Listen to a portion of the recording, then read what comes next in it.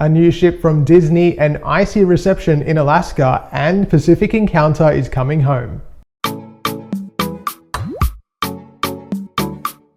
I'm Adrian, the Cruise and Travel Guy. As always, thank you for subscribing to my channel, and if you haven't done so yet, please hit that subscribe button. Passengers on board NCL's Norwegian Sun had an icy reception in Alaska this week when their ship collided with an iceberg. In reality, the 78,000-ton ship hit what's known as a growler, which is in essence a smaller piece of an iceberg. Thankfully, the ship sustained only minor damage. Divers confirmed that she was seaworthy, and unfortunately, although her cruise was cut short, everyone was fine, and the ship has sailed to Seattle for repairs. In exciting news for our region, Vanuatu has finally opened to vaccinated international travelers arriving both by air and sea. Cruise ships will once again be allowed to visit the island's beautiful ports. The news comes at the perfect time following the announcement from Fiji that cruising can resume there, and a couple of months before the beginning of our peak summer cruise season. Next on the list, of course, is New Caledonia. The country's most recent update on June 21st indicated that Australian travellers arriving by air were still required to have a rapid antigen test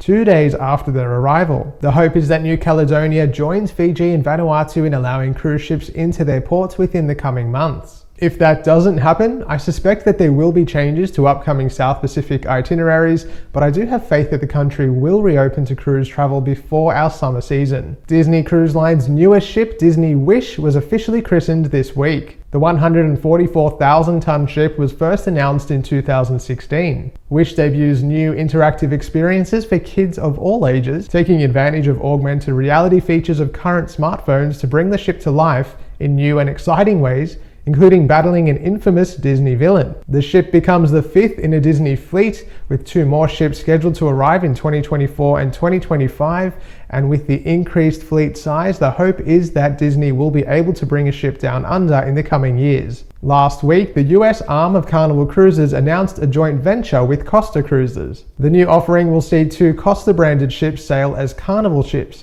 and according to Carnival President Christine Duffy, the arrangement will bring Carnival's guests the ambience and beauty of Italy. We're going to invite our guests to choose fun with Carnival Italian style. Costa Venezia and Costa Firenze will be sailing from New York in 2023 and California in 2024 respectively. Although it's very common for ships to be transferred between cruise lines, especially within the Carnival Corporation umbrella, the idea of a 2-brand mashup is, as far as I know, a new one. The Costa ships will retain their branding and design, although Carnival staff will be on board. The ships themselves are relatively new to the Costa fleet and are part of Carnival's existing Vista class, so they will be familiar to Carnival regulars. P&O Australia's Pacific Adventure sailed to Trieste, Italy this week to meet up with sister ship Pacific Encounter. The ships were docked side by side, making for quite the sight. The meeting provided us with an opportunity to see the ships up close, including this detail from Pacific Adventure. It had been rumoured that Pacific Adventure's smokestack was going to be reduced in height